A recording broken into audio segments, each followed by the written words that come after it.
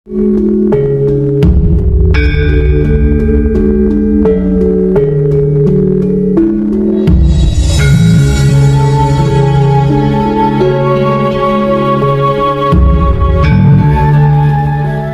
panjenengan yang baru datang, mungkin di bagian ini yang belum panjenengan ketahui.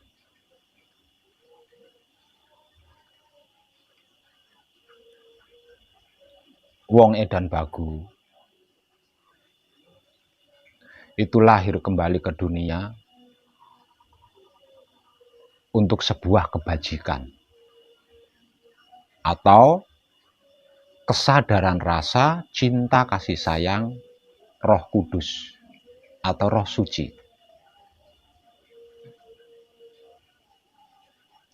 Angudi dayane sedulur papat kalimo pancer atau wahyu pancagaib yang dipraktekkan menggunakan sikap dan sifatnya wahyu pancagaib itu sendiri, yaitu wahyu pancalaku yang selama ini kita kenal sebagai iman.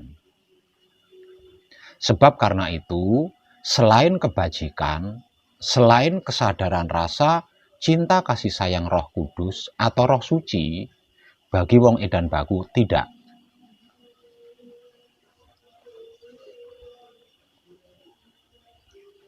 Setiap yang datang ke sini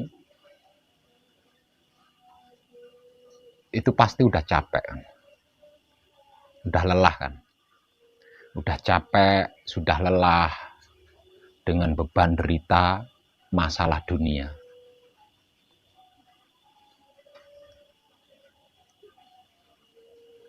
Panjenengan datang menemui saya di sini itu sangat tepat. Kenapa saya katakan tepat? Karena saya akan menunjukkan jalan menuju keselamatan, bahkan kesempurnaan hidup.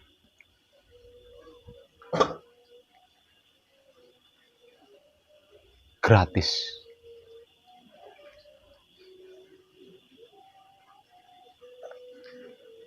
Dan jangan ragu, jangan takut, karena saya akan menemani perjalanan spiritual panjenengan sampai ke tempatnya.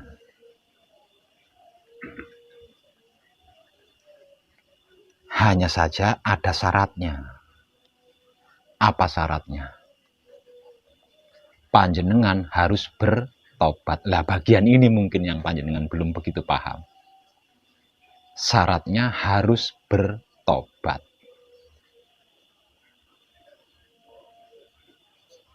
Tapi saya bukan penjahat, Pak Beb, kok disuruh bertobat? Jangan terlalu sempit berpikirnya.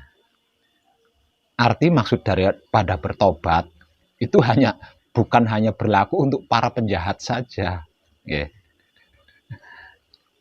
Dan bertobat yang saya maksud adalah menghentikan,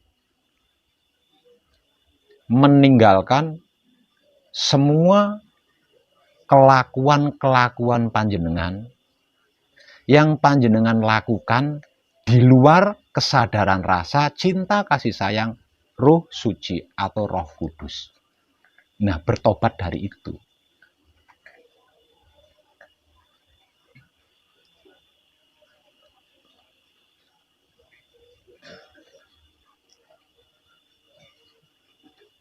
Karena hanya dengan seperti itu, hanya dengan begitu, panjenengan akan menyukai kebajikan atau kesadaran rasa cinta kasih sayang Roh Kudus atau Roh Suci. Dan mau melakukan kebajikan atau kesadaran rasa cinta kasih sayang Roh Kudus atau Roh Suci.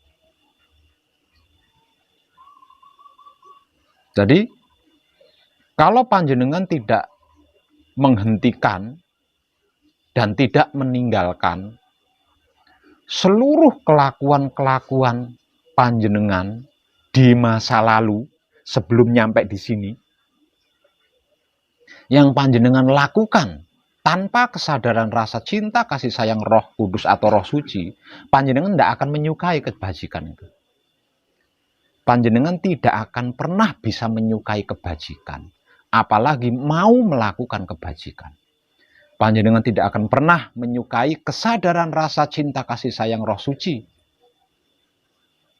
dan tidak akan mau menebar kesadaran rasa cinta kasih sayang Roh Suci.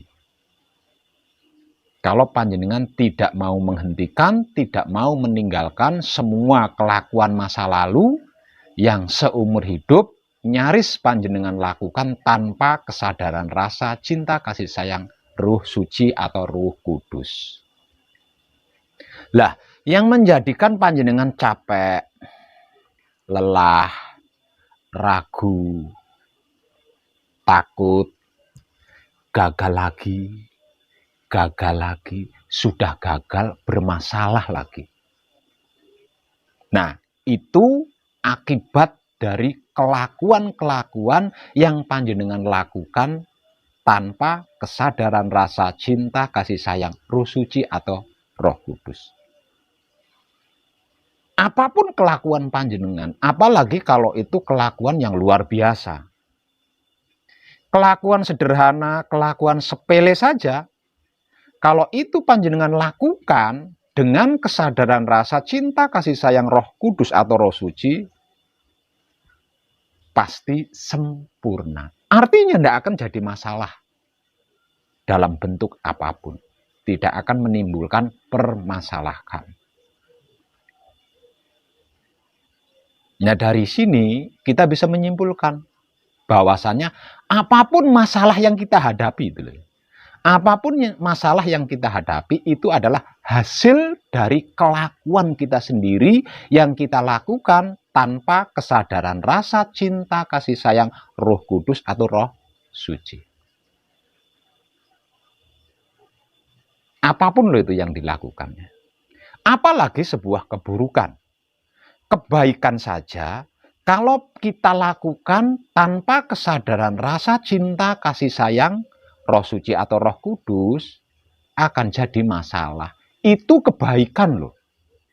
Apalagi keburukan. Kebaikan saja kalau kita lakukan tanpa kesadaran rasa cinta kasih sayang Roh Suci akan menjadi masalah, akan menjadi karma. Apalagi keburukan. Lah, masa lalu kita itu seperti itu. Makanya harus dihentikan, harus panjenengan tinggalkan. Kalau panjenengan ingin selamat, kalau panjenengan ingin sempurna. Makanya mengkaji dan mempraktekkan wahyu pancagaib, menggunakan sifat dan sikapnya wahyu pancagaib itu sendiri, yaitu wahyu pancalaku atau iman, syaratnya adalah bertobat. Bukan uang, bukan tirakat puasa, bukan ritual-ritual, dan ube-rambe lainnya. Syaratnya adalah bertobat. Arti maksud daripada bertobat adalah menghentikan atau meninggalkan semua kelakuan-kelakuan yang kita lakukan tanpa kesadaran rasa cinta kasih sayang Roh Suci di masa lampau.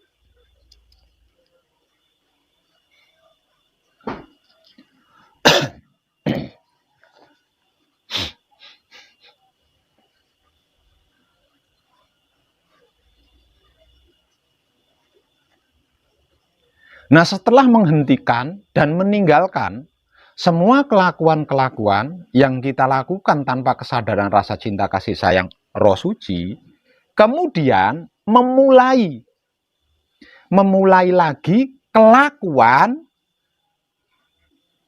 dengan kesadaran rasa cinta kasih sayang Roh Suci. Lah, melakukan kelakuan dengan kesadaran rasa cinta kasih sayang Roh Suci ini tidak gampang. Ya, tidak gampang. Kenapa kok tidak gampang? Dikarenakan kita belum terbiasa. Tidak berat, tapi tidak gampang. Gitu ya. Tidak berat sebenarnya. Tidak berat, namun tidak gampang. Dan itu dikarenakan kita belum terbiasa. Kita terbiasa melakukan apapun asal melakukan suka-suka kita. Asal melakukan suka-suka kita. Konyolnya, bahkan sesuatu dari orang lain kita lakukan.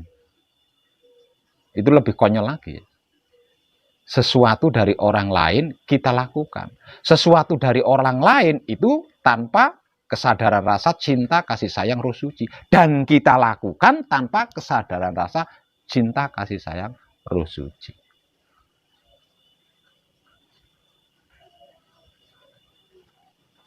Bukti daripada kebaikan yang kita lakukan kok jadi masalah, kok jadi karma itu di mana?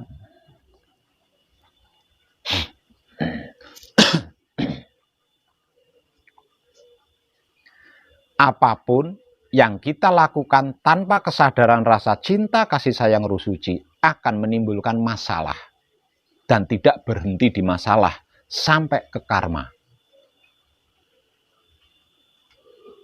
Dengan begitu, apapun yang kita lakukan itu akan selalu mengadili kita. Nah, di sini buktinya. Apapun yang kita lakukan tanpa kesadaran rasa cinta, kasih sayang, roh suci akan mengadili kita. Bukti mengadilinya di mana? Jangankan sesuatu yang buruk, sesuatu yang baik saja jika kita lakukan tanpa kesadaran rasa cinta, kasih sayang, roh suci, kita akan diadili oleh kebaikan yang kita lakukan.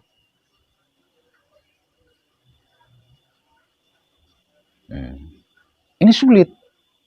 Ini sulit. Dikarenakan kita belum terbiasa. Misal contoh.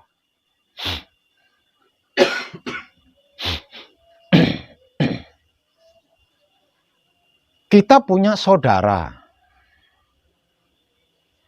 sedang bermasalah utang.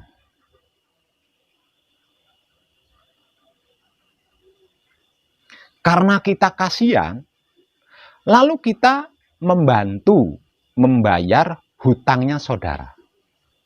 Baik kan? Sangat baik. Tapi jika ini kita lakukan tanpa kesadaran rasa cinta, kasih sayang, roh suci, suatu ketika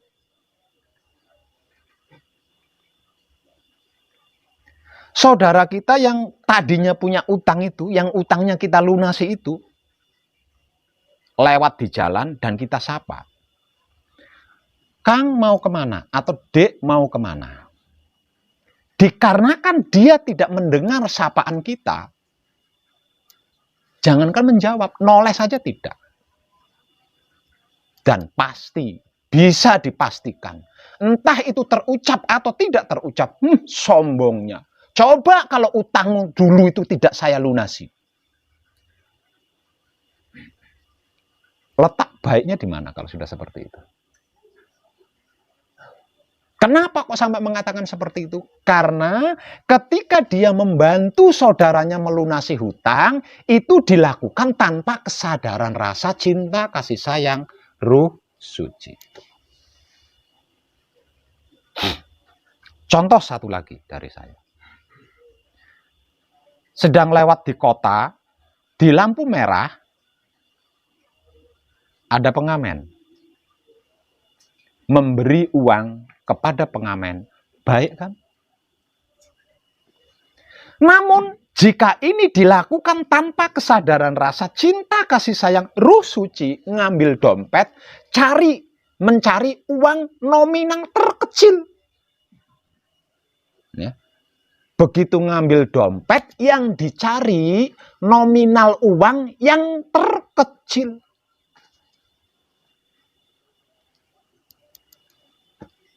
Itu bukti bahwa apapun yang dilakukan tanpa kesadaran rasa cinta, kasih sayang, roh suci adalah masalah.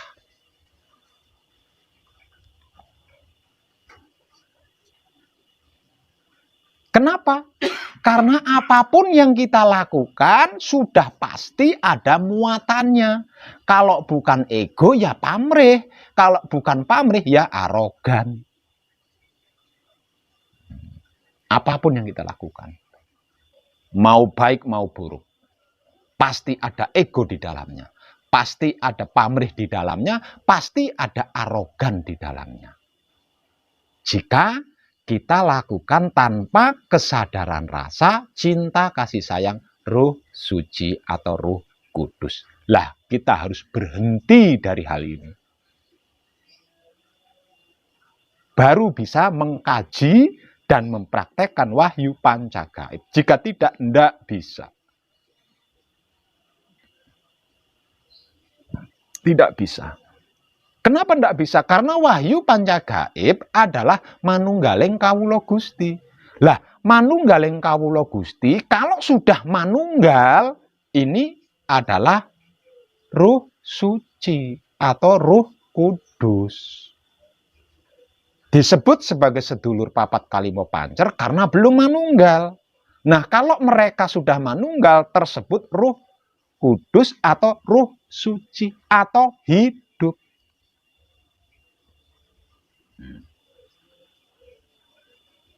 Ini tidak gampang.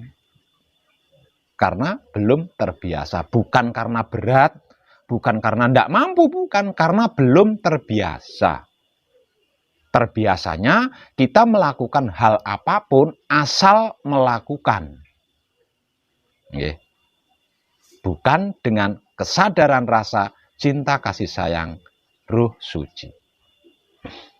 Nah, selama panjenengan gembleng di sini, panjenengan sedang melatih diri tentang hal ini. Nah, panjenengan sedang melatih diri tentang hal ini. Selama panjenengan belajar bersama saya di sini. Nah, ini rumit. Sulit.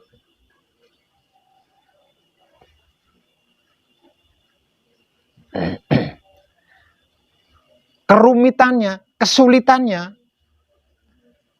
Sore tadi saya barusan menyaksikan. Kesulitannya, sore tadi saya baru saja menyaksikan. Panjenengan selesai melakukan patrap samadhi, bekas duduk panjenengan ditinggalkan begitu saja. Nah, itu baru saja saya. Sulit kan?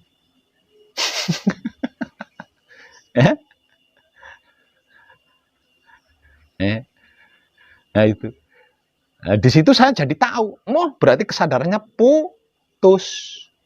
Selesai patrap samadhi, tidak ingat bekas duduknya, berarti kan putus kesadarannya. Nah, itu sulit. Dalam hal ini dibutuhkan kesadaran kontinu dan kesadaran universal. Kalau panjenengan kesadarannya putus, banyak pelajaran yang tertinggal. Maka selama di sini panjenengan sedang berlatih. Selama di sini panjenengan sedang belajar. Nah, kalau banyak pelajaran, banyak pelatihan yang tertinggal bagaimana? Setelah meninggalkan pesanggeran ini, panjenengan tidak belajar lagi loh. Nah, di luar sana panjenengan sudah praktek kalau sudah meninggalkan pesanggeran ini. Jadi, selama panjenengan belajar bersama saya di pesanggeran ini, panjenengan harus super hati-hati. Karena ini sulit disebabkan panjenengan belum terbiasa. Kalau tidak super hati-hati, banyak pelajaran yang tertinggal nantinya. Sehingganya ketika panjenengan praktek di luar, masih mengalami kebingungan. Karena masih ada banyak pelajaran-pelajaran atau pelatihan-pelatihan yang tertinggal.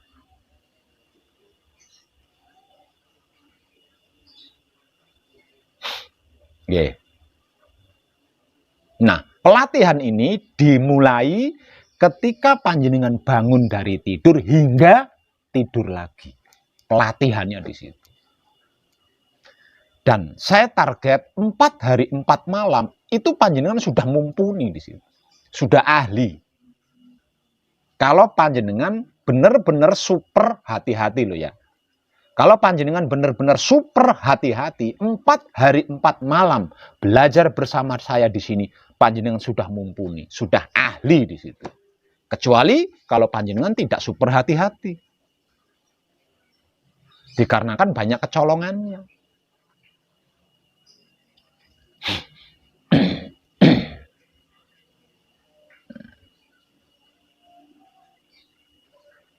Dan jangan pernah lupa, Yang menentukan patrapnya panjenengan adalah diam ketika bersamadi.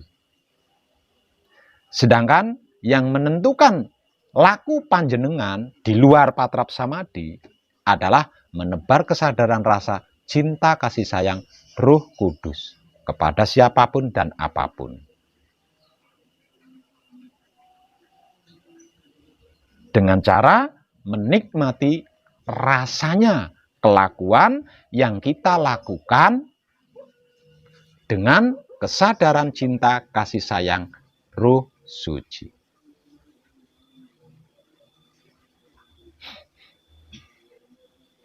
Hanya dua itu yang panjenengan latih. Kenapa saya katakan gampang? Lawang panjenengan hanya melatih diri tentang dua hal. Kenapa saya katakan gampang? Karena panjenengan hanya melatih diri tentang dua hal. Satu hal, diam di dalam samadi ketika patrap. Hal yang kedua, menikmati rasanya kelakuan yang panjenengan lakukan sendiri. Hanya dua hal itu. Panjenengan ahli di dua hal ini, bisa jadi melebihi saya nanti. Ya. Panjenengan ahli di dua hal ini, selama panjenengan belajar bersama saya di sini, tidak menutup kemungkinan panjenengan bisa melampaui saya, bisa lebih dari saya. Dan kalau panjenengan bisa melampaui saya, bisa lebih dari saya, itulah satu-satunya yang bisa membahagiakan saya. Dikarenakan keberhasilan panjenengan, kesuksesan panjenengan di dalam belajar ini adalah kebahagiaan saya. Nah, untuk itu dibutuhkan super hati-hati. Karena apa? Karena kedua-duanya yang sedang panjenengan latih itu harus kontinu, harus universal.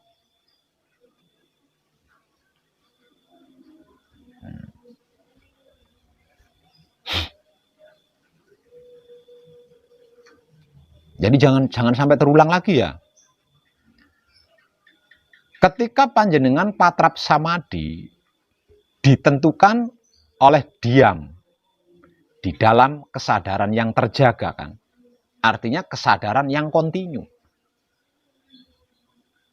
Nah, untuk mendapatkan kesadaran kontinu ini dibutuhkan waktu bermenit-menit untuk bersamadi kan.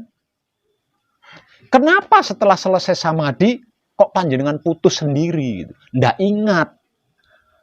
Lemek samadi mau nggak ingat. Berarti kan panjenengan putus sendiri tuh kesadarannya. Harusnya selesai bersamadi, kesadaran ini tadi tetap terbawa, tetap dibawa.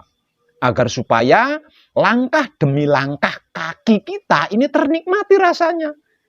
Kan di luar patrap samadi yang penentunya kan menebar kesadaran rasa cinta kasih sayang Roh Suci. Di prakteknya, praktek menebar kesadaran rasa cinta kasih sayang Roh Suci adalah menikmati rasanya kelakuan yang kita lakukan. Dengan kesadaran cinta kasih sayang Roh Suci itu sendiri. Nah, kalau selesai semedi, kesadarannya panjenengan putus, bagaimana mungkin panjenengan bisa menikmati rasanya langkah kedua kaki panjenengan? Lawong lemek semedi saja ndak ingat. Ayo, kira-kira gitu enggak? Kira-kira gitu enggak? Nah, itu rumitnya di situ, ya, rumitnya di situ. Kalau asal kesadaran, orang awam saja tahu. Nah, kalau asal kesadaran, orang awam saja tahu. Buktinya orang awam itu tahu tentang kesadaran. Nah, kalau disebut stres enggak mau. Nah, disebut pikun marah. Berarti kan dia tahu kesadaran tuh. Stres kamu, pikun kamu, marah itu bisa berkelahi itu. Coba aja orang awam kamu panjenengan tuding, kamu stres ya, kamu pikun ya, dijak gelut sampean. Artinya orang awam saja tahu.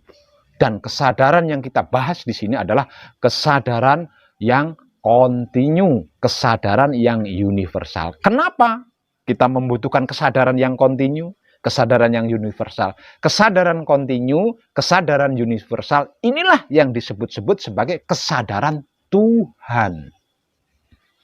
Atau kesadaran murni, atau kesadaran tertinggi. Maka di dalam pelatihannya tidak gampang. Tidak gampang. Dibutuhkan kejelian, dibutuhkan kehati-hatian. Segerak-geraknya tubuh kita perhatikan. Karena hanya dengan memperhatikan segerak-geraknya tubuh kita bisa menikmati rasanya. Gitu.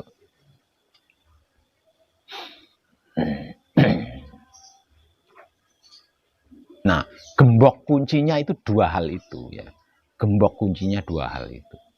Panjenengan mumpuni di situ, ahli di situ, panjenengan bisa melampaui saya. Tidak menutup kemungkinan panjenengan bisa melampaui saya. Dan ketika panjenengan bisa melampaui saya, disitulah saya terbahagiakan panjenengan. Artinya panjenengan berhasil membahagiakan saya.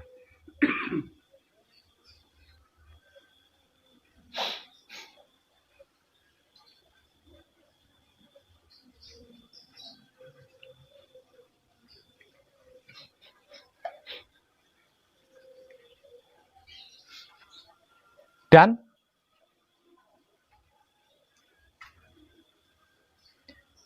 menikmati rasanya. Kelakuan yang kita lakukan dengan kesadaran rasa, cinta, kasih sayang Roh Suci,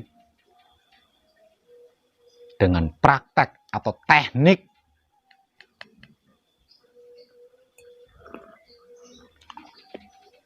itulah yang dimaksud kebajikan. Itulah yang dimaksud kebajikan. Kelakuan apapun yang kita lakukan dengan kesadaran rasa cinta kasih sayang Roh Suci, itulah kebajikan. Karena apapun yang tersentuh atau bersentuhan dengan kelakuan yang kita lakukan dengan kesadaran rasa cinta kasih sayang Roh Suci ini akan tersempurnakan. Tidak ada satupun makhluk yang tidak merindukan kesempurnaan. Tidak ada satupun makhluk yang tidak butuh kesempurnaan. Dan ketika kita berhasil memberikan kesempurnaan kepada sesuatu, itulah kebajikan.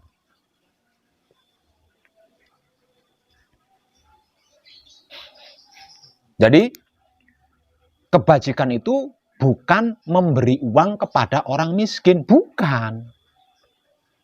Nah, untuk apa kita memberi uang kepada orang miskin kalau tidak kita sadari rasanya? Lebih baik kita tidak memberikan uang kepada orang miskin, tapi ternikmati rasanya dengan kesadaran rasa cinta, kasih sayang, Roh Suci. Sebab, kalau rasanya berhasil kita nikmati dengan kesadaran cinta, kasih sayang, Roh Suci, kalau punya uang, tidak mungkin tidak ngasih sama orang miskin itu.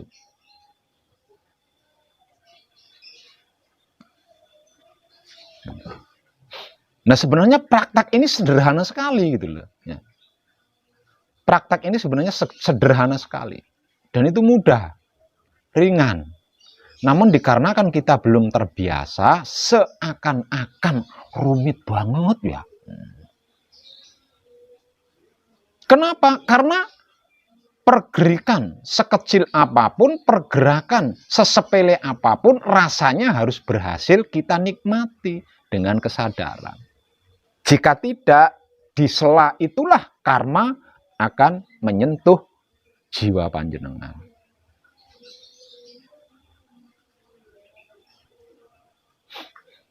Nah, masalah dunia yang paling mengerikan itu karma ini. Karma inilah yang paling mengerikan. Hampir semua orang tahu tentang karma ini ya. Hampir semua orang tahu tentang karma ini. Tapi hanya sedikit yang paham.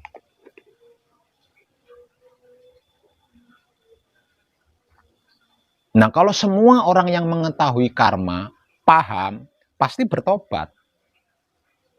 Ya. Kalau semua orang yang mengetahui karma, paham apa dan bagaimana itu karma, pasti dia akan bertobat.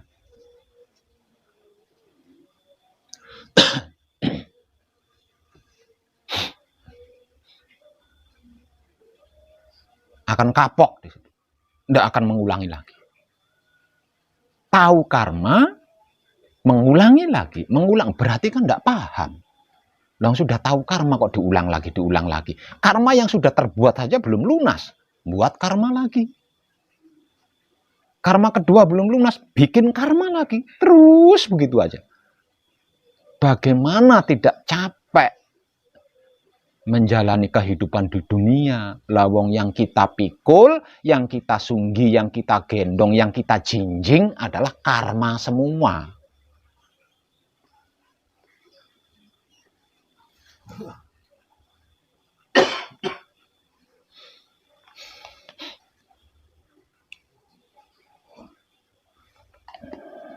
Agar supaya apapun yang terjadi di dalam kelakuan kita tersempurnakan, tidak menjadi karma, maka apapun itu nikmatilah rasanya dengan kesadaran cinta kasih sayang Roh Suci atau hidup atau Roh Kudus.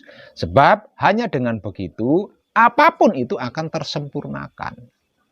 Kembali kepada asal-usul sangkan paraning dumadi.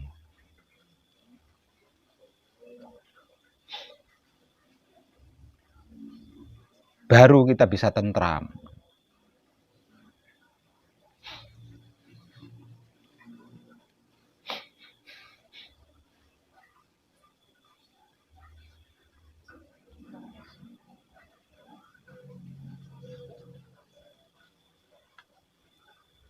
Kalau tidak, selamanya panjenengan akan capek. Kan letih di situ, lelah. Lah apapun yang kita lakukan masalah. Apapun yang kita lakukan itu masalah.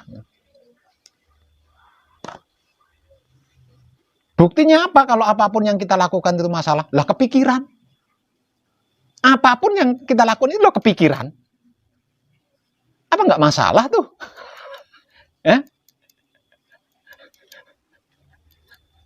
Masalah apapun.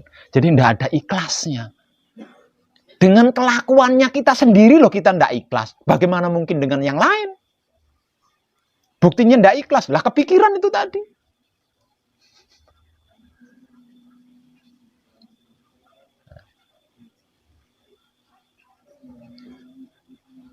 Nah, untuk keluar dari belenggu itu, kita harus mengkontinyukan kesadaran dan menguniversalkan kesadaran.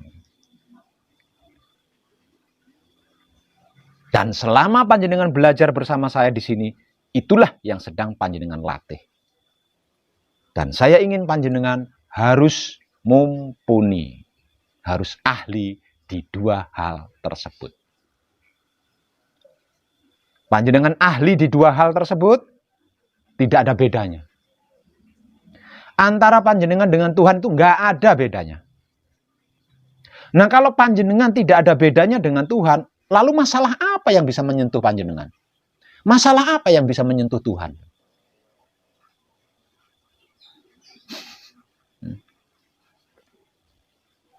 Sesungguhnya aku adalah batinnya manusia. Dan manusia itu adalah wujud dohir kenyataanku. Firman ini harus panjenengan buktikan. Firman itu harus panjenengan buktikan. Kalau panjenengan ingin selamat, kalau panjenengan ingin sempurna. Nah, kalau panjenengan tidak menggenapi firman tersebut, bagaimana bisa selamat? Jauh lagi dengan namanya sempurna. Lawang isinya masalah. Noleh ke kanan masalah, noleh ke kiri masalah. Tidak noleh masalah. Nah, coba gimana? Itulah yang membuat kita selama ini capek, lelah, letih, jenuh, bosan.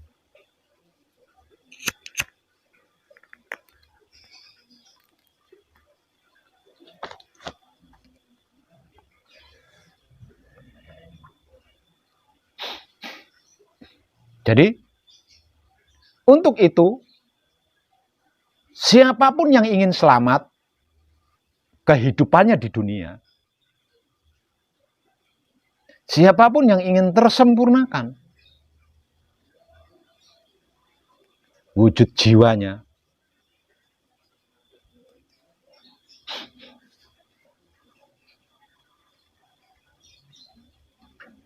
harus menyukai kebajikan dan mau melakukan kebajikan. Jika tidak bisa. Karena kita dikalifahkan ke bumi untuk hal itu. Gitu. Nah, kalau tidak menyukai kebajikan, tidak mau melakukan kebajikan, berarti kita sudah berkhianat. Karena kita diturunkan ke bumi untuk itu. Jadi manusia hidup diturunkan ke bumi itu sebagai khalifah. Bukan sebagai lain. Bukan sebagai yang lain. Manusia hidup diturunkan ke dunia, ke bumi itu sebagai khalifah. Bukan sebagai yang lain. Tidak mau di situ, tidak mau melakukan itu, berarti panjenengan mengkhianati diri panjenengan sendiri. Ya sudah pasti tidak selamat. Apapun itu panjenengan harus mencari. Kalau tidak mencari, panjenengan tidak akan mendapatkan. Sekalipun mendapatkan, nggak ada kenyangnya, nggak ada puasnya. Kalau tidak mencari, tidak mendapatkan. Artinya untuk bisa mendapatkan harus mencari. Setelah mendapatkan, tidak ada puasnya. Karena apa? Sebab mencuri. Karena mencuri. Kenapa saya katakan mencuri? Apapun yang disediakan oleh Tuhan di dalam semesta alam ini untuk khalifahnya. Bukan untuk selain khalifahnya. Artinya selain khalifah Tuhan tidak punya hak tentang apapun di dunia ini. Makanya apapun yang berhasil disentuh tidak memuaskan. Lawang mencuri. Bukan haknya.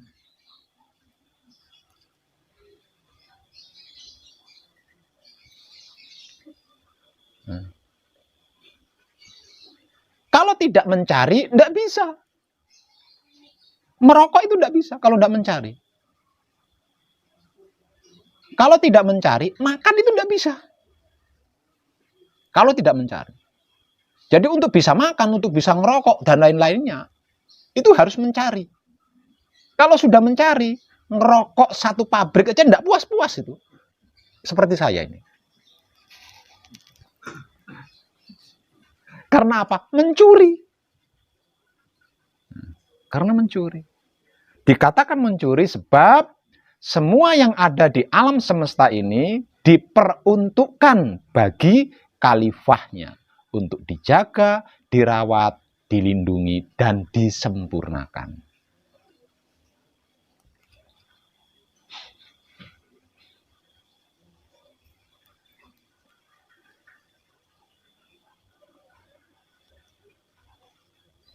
Apa istimewanya menjadi khalifah Tuhan, Pak Web?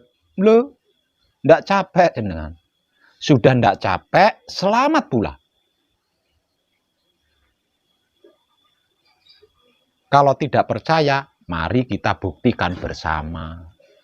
Caranya membuktikan bagaimana? Dua hal tadi yang sedang panjenengan latih selama di sini.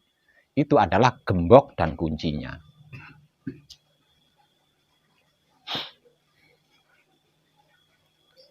Panjenengan ahli di situ, tidak ada satupun masalah yang bisa menyentuh panjenengan. Kecuali kalau kesadaran panjenengan putus. Nah, ketika kesadaran panjenengan putus, disitulah panjenengan bisa disentuh masalah.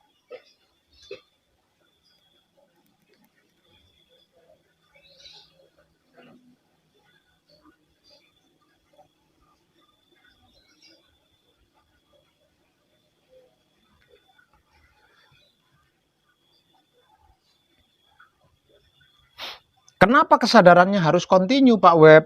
Karena alam semesta itu isinya miliaran. Alam semesta itu isinya miliaran. Nah, kalau kesadarannya tidak kontinu, banyak yang tidak kita sadari.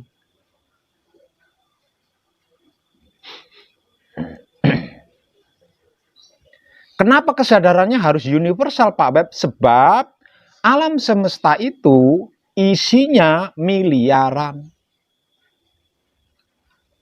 Nah, kalau kesadarannya tidak universal, panjenengan akan menghakimi. Akan menilai, membuli, mengfitnah, dikit-dikit dendam, benci, nyari-nyari kesalahan orang lain. Padahal alam semesta seisinya itu adalah gambaran perwujudan Tuhan.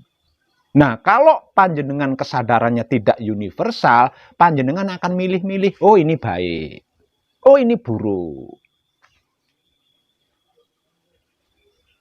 Padahal baik maupun buruk sama-sama gambaran perwujudan Tuhan itu sendiri. Dan itu bukan untuk dinilai, bukan untuk dihakimi, apalagi sampai diadili. Itu untuk disadari bahwa oh, Tuhan itu maha segalanya.